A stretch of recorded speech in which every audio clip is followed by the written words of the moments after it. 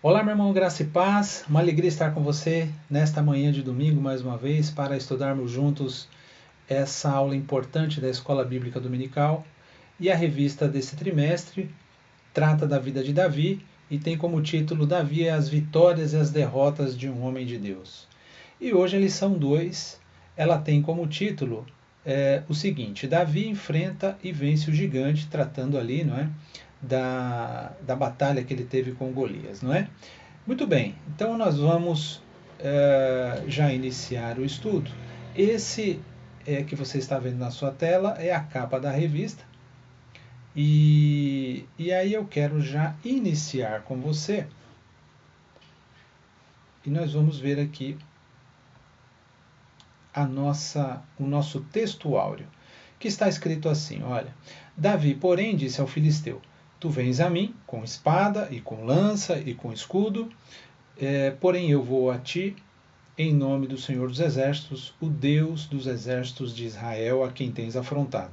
1 Samuel, capítulo 17, versículo 45. A nossa verdade prática diz o seguinte: o desafio de Davi a Golias, o gigante filisteu, representa a luta espiritual do crente, espiritual que o crente trava com o mundo, a carne e o diabo, não é? Louvado seja Deus por essa verdade prática aí, que representa algo importante na nossa vida espiritual. Muito bem. Vamos dar sequência aqui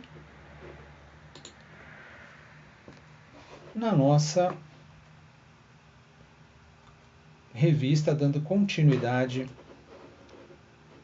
na nossa leitura bíblica em classe, que vai falar ali, que trata do capítulo 1 de Samuel, né, o primeiro livro de Samuel, melhor dizendo, né, primeiro livro de Samuel, capítulo 17, dos versículos 43 ao 49. Está escrito assim, olha, disse, pois, o filisteu a Davi, sou eu algum cão para tu vires a mim com paus? E o filisteu amaldiçoou a Davi pelos seus deuses. 44. Disse mais o filisteu a Davi, vem a mim e darei a tua carne às aves do céu e às bestas do campo. Davi, porém, disse ao filisteu, tu vens a mim com espada e com lança e com escudo, porém eu vou a ti em nome do Senhor dos Exércitos, o Deus dos exércitos de Israel, a quem tens afrontado. Hoje mesmo o Senhor te entregará na minha mão, e ferir-te-ei, e te tirarei a cabeça, e os corpos do arraial dos filisteus darei hoje mesmo às aves do céu e às bestas da terra, e toda a terra saberá que há Deus em Israel. E saberá toda esta congregação que o Senhor salva, não com espada nem com lança, porque do Senhor é a guerra, e ele vos entregará na nossa mão. E sucedeu que, levantando-se o filisteu e indo encontrar-se com Davi, apressou-se Davi e correu ao combate a encontrar-se com o filisteu.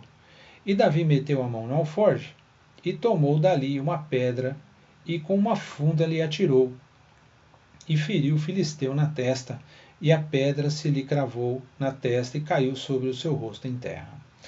Muito bem, esse é um texto precioso.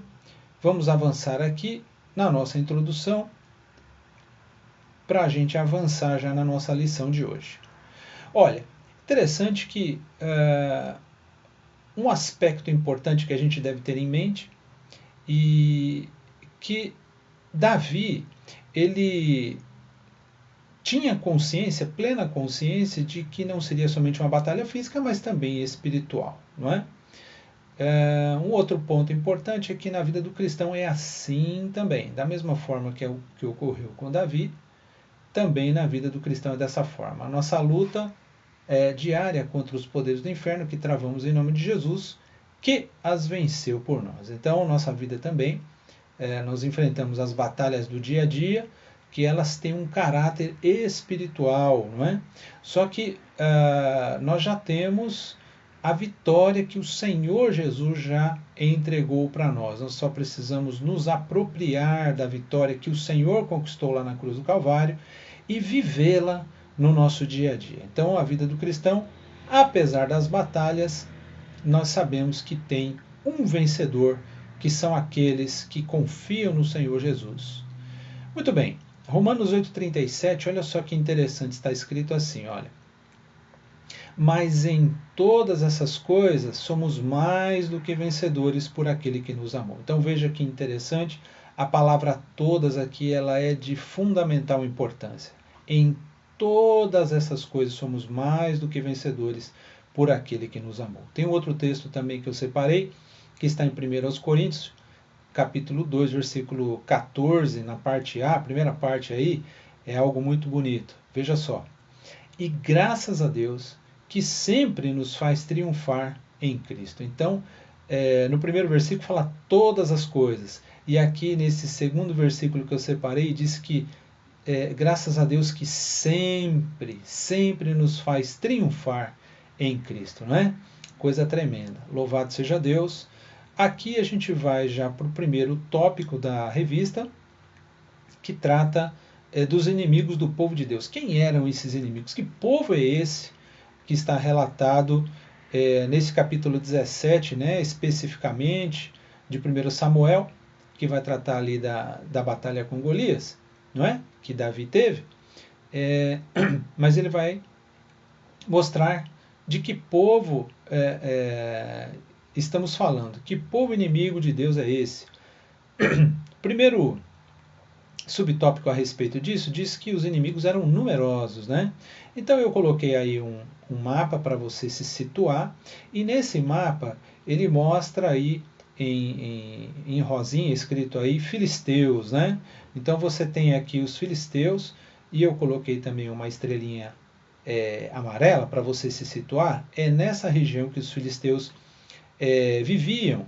E aí você tem algumas cidades importantes como Gerar, Gaza, Ascalão, Asdod, Gate, eram cidades importantes ali dos filisteus, e essa parte mais azul, Israel. Aqui você pode ver Jerusalém, não é?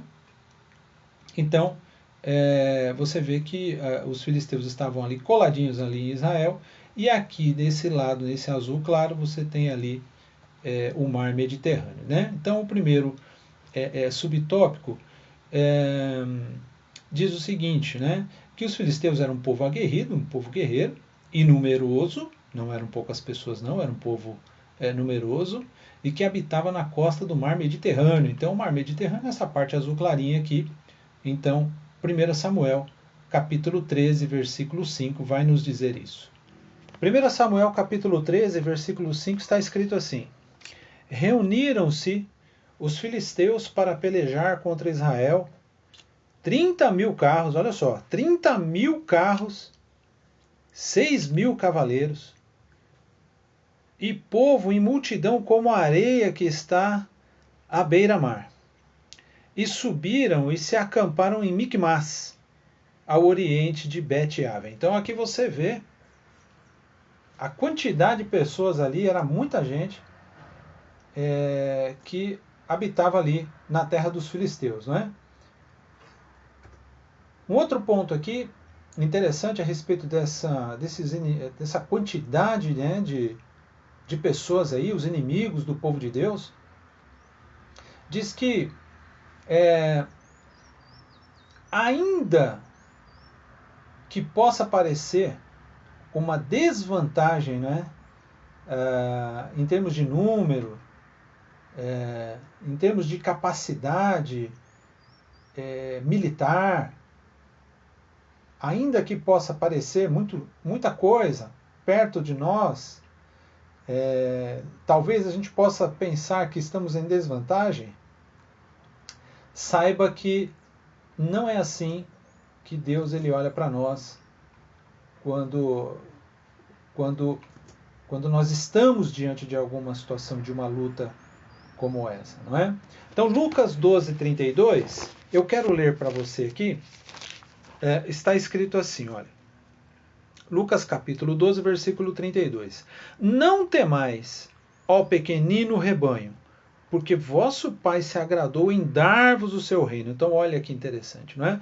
Ainda que você possa se achar, não é, em desvantagem, como eu coloquei aí no slide, né? Então, não se preocupe. A própria palavra de Deus diz que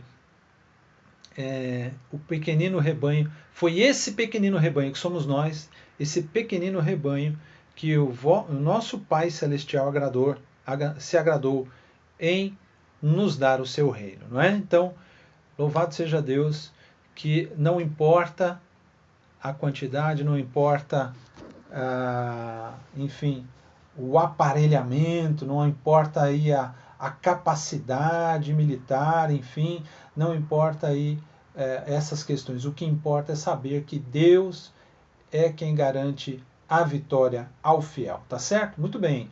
O segundo subitem dos inimigos do povo de Deus diz respeito ao poderio desses inimigos, né? Então vamos lá.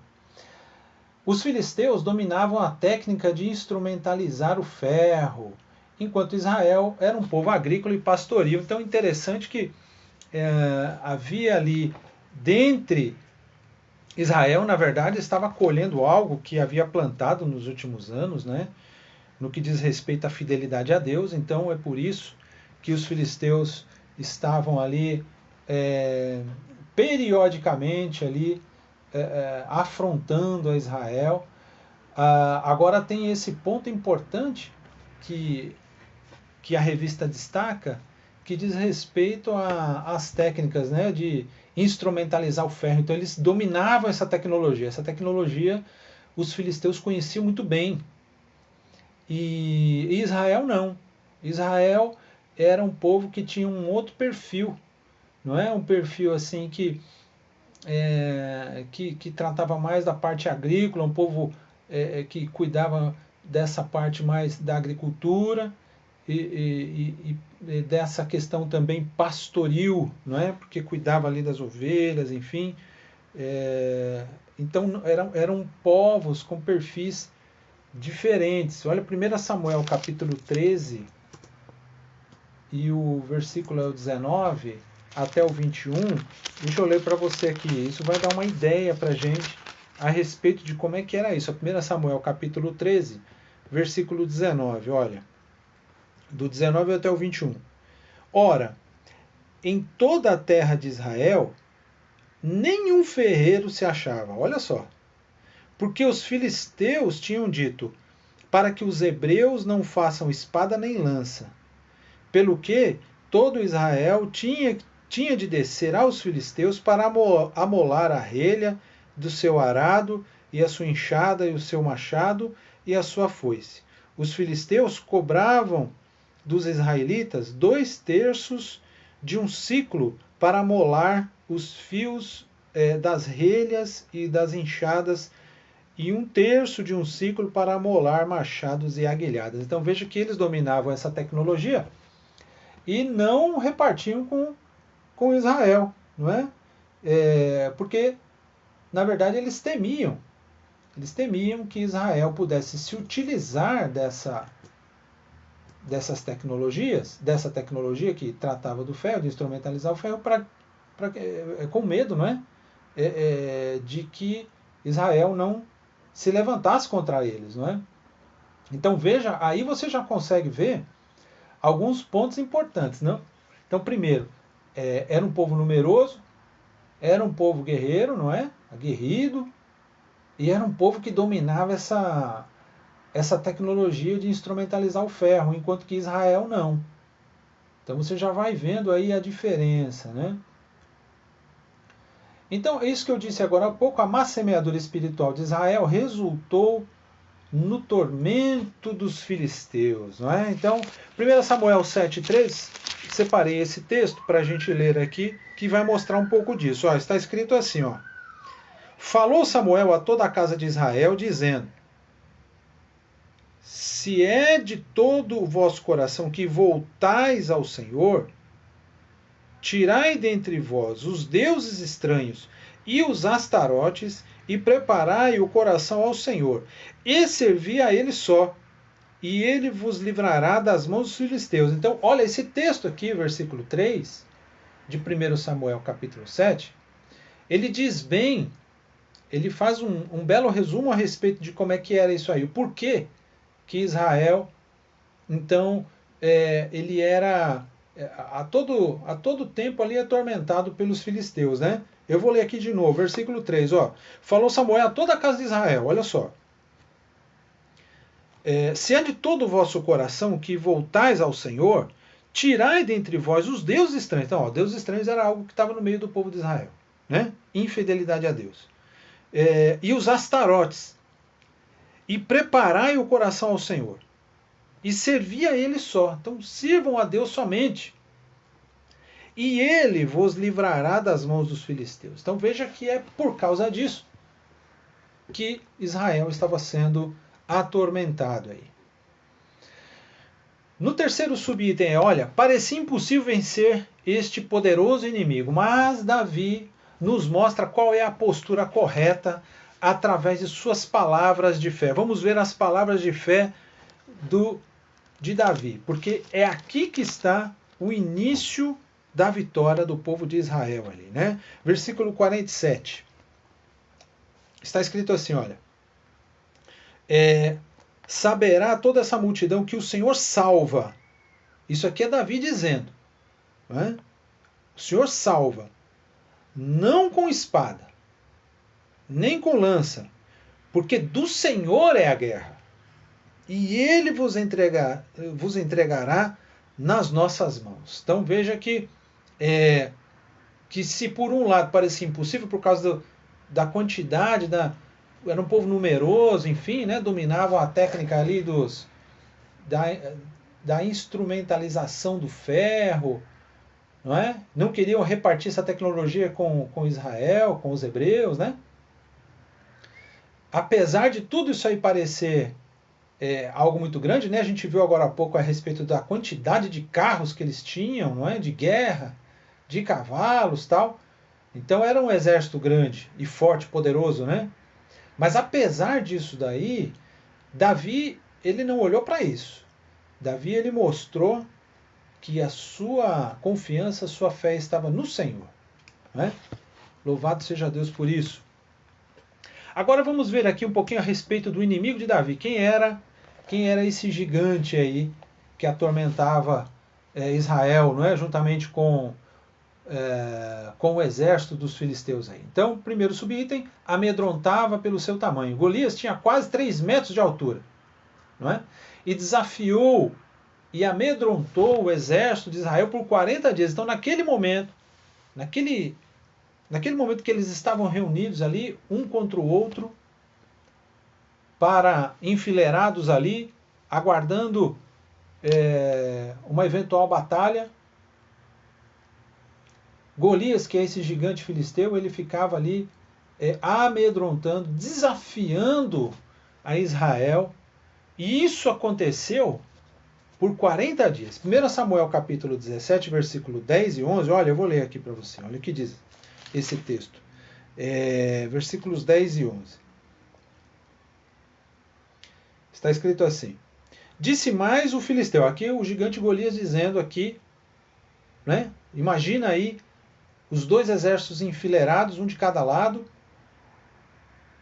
E aí vem Golias, se apresenta ali durante esses 40 dias e começa a dizer palavras como essa aqui que eu vou ler para você. Olha, disse mais o filisteu, versículo 10. Hoje afronto as tropas de Israel, dai-me um homem para que ambos pelejemos. Ouvindo Saul e todo Israel essas palavras do filisteu, espantaram-se e temeram muito. Eles, olha, ficaram espantados e temeram muito. O versículo 16, ele complementa dizendo assim, ó. Chegava-se, pois, o filisteu pela manhã e à tarde e apresentou-se por 40 dias. Então, olha, de manhã e de tarde, durante 40 dias, falando essas palavras aí, um homem de 3 metros de altura, quase 3 metros de altura, desafiando aí Israel, né? E um ponto interessante que eu deixei aqui anotado é que muitas pessoas, assim como esse gigante aí, eles têm confiado na sua estatura. Coloquei estatura entre parênteses, né? Justamente para mostrar que essa estatura ela pode apontar para alguma qualidade que você que alguma determinada pessoa tenha, ou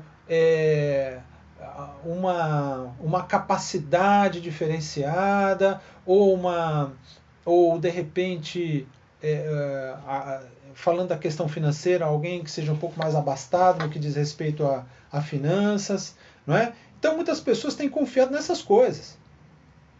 Agora, essa estatura, entre aspas, né, ela não garante a vitória. Pelo contrário, se ela não reconhecer que é de Deus que vem a vitória, que é de Deus que vem a bênção, não é? O sustento, a provisão, a caminhada vitoriosa, então ela não se dá conta de que a sua derrubada está próxima. O Salmo capítulo 20, versículo 7, Salmo 20, versículo 7, eu vou ler para você. Salmo capítulo 20, versículo 7. Deixa eu pegar aqui para você, para a gente ler junto aqui. Ó. Está escrito assim: uns confiam em carros, outros em cavalos, nós, porém, nos gloriaremos em nome do Senhor nosso Deus. Tá certo? Então, é no Senhor que nós devemos nos fundamentar e nos firmar. A diferença física de Davi e Golias era grande. Golias desprezou Davi. 1 Samuel capítulo 17, versículo 42. Não é? Então, a diferença era brutal entre os dois. Né? Olhando, versículo 42, olhando o filisteu e vendo a Davi, o desprezou. Olha só. Porquanto era moço, ruivo e de boa aparência. Então, se de um lado a gente tinha Golias, que era um guerreiro, né, experimentado, todo armado, não é? De quase 3 metros de altura. Do outro lado a gente tinha um pastor de ovelhas, pequenininho, jovenzinho, sem experiência, desarmado, não é? Ele não tinha as mesmas armas que Golias. Então, a diferença era muito grande de um para com o outro. Agora, o homem de Deus, ele pode até ser desprezado, como aconteceu aí com Davi, não é? Mas ele sabe que a bênção de Deus, a vitória final, ela vem por causa da comunhão dele com Deus. Está escrito em 1 Samuel 16, 18, que diz justamente o porquê que Davi foi vitorioso em cima ali de Golias. Então respondeu um dos moços e disse, olha, aqui vai falar as características de Davi, olha. Conheço um filho de Jessé o belemita, que sabe tocar, é forte e valente, homem de guerra, sisudo em palavras e de boa aparência, e o principal de tudo que finaliza essa frase, o Senhor é com ele. Então veja que havia uma comunhão de Davi para com Deus, de Deus para com Davi ali, não é? E que o fez ser vitorioso. Então não importa o desprezo, talvez, que você esteja sofrendo, ainda que você esteja sofrendo ou sofreu, não se preocupe. Coloque a tua confiança e o teu olhar no Senhor. Não é? Você deve se preocupar com a tua comunhão com Deus. É isso. E o Senhor lhe garantirá a vitória e a bênção na tua caminhada, no seu tempo devido. Em nome de Jesus. Vamos ver aí o segundo subitem a respeito desse inimigo de Davi, que ele amedrontava por suas armas e o discurso persistente. Olha aí, a gente tem uma figura que vem representar aí a diferença, né, de Davi. A diferença, assim, no que diz respeito ao olhar físico, né, de um para com o outro, a estatura de um, a estatura do outro, enfim. Um com armas e o outro somente com a funda, mas a gente sabe qual é o resultado disso, daqueles que confiam no Senhor, né? Golias era uma fortaleza móvel. Olha aí, vamos ver isso. 1 Samuel, capítulo 17, versículos 5 a 7. Olha, está escrito. Trazia na cabeça, vai falar aqui um pouquinho a respeito aqui do gigante filisteu. Trazia na cabeça um capacete de bronze e vestia uma couraça de escamas, cujo peso era de 5.000 ciclos de bronze. Trazia caneleiras de bronze nas pernas e um dardo de bronze entre os ombros. A haste da sua lança era como o eixo de tecelão e a ponta de sua lança de 600 ciclos de ferro, e diante dele ia o escudeiro. Tá bom? Então, realmente, era uma pessoa preparada para uma batalha, para uma guerra mesmo, para um confronto aí, né? Além disso, Golias também ele impunha um medo ali constante, né? Constante pressão, e como a gente viu ali, né? Num texto que a gente leu agora há pouquinho, que falava a respeito desses discursos que afrontavam o Senhor Deus.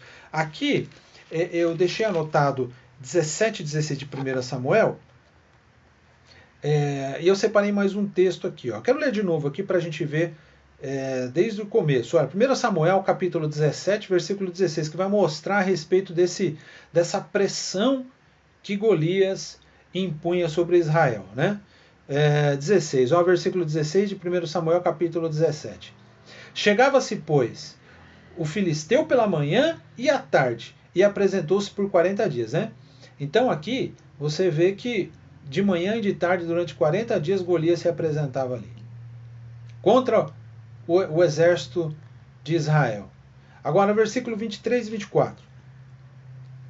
Estando Davi ainda a falar com eles, eis que vinha subindo do exército dos filisteus o duelista, cujo nome era Golias, o filisteu de Gate, e falou as mesmas coisas que antes falara, e Davi o ouviu. Todos os israelitas, vendo aquele homem, fugiam de diante dele e temiam grandemente. Então eles tinham medo desse homem, desse gigante aí, que era, como diz aqui no primeiro subtópico, uma fortaleza móvel por conta da armadura que ele vinha, não é? E afrontando Israel, falando aquelas barbaridades contra o Deus de Israel, né? Assim como Davi, nós podemos também, não só devemos, mas como devemos, nós podemos e devemos, né? Resistir e vencer os gigantes por Cristo Jesus. Tiago, capítulo 4, versículo 7, um texto bastante conhecido, que também deve fazer parte do nosso arsenal de palavra de Deus no nosso coração. Está escrito assim: sujeitai-vos, portanto, a Deus, mas resisti ao diabo, e ele fugirá de vós. Tá certo? Então, nós devemos resistir, vencer os gigantes em Cristo Jesus, porque quando nós nos sujeitamos a Deus, sujeitarmos às palavras de Deus, à vontade de Deus, nós temos todas as condições de resistir ao diabo. Não é? E quando nós resistimos ao diabo, ele não aguenta, ele vai fugir. Tá certo? Porque o brilho de Cristo, a luz do Senhor, será sobre a tua vida. E onde há luz, a gente sabe, não pode haver trevas, não é verdade? Louvado seja Deus por isso.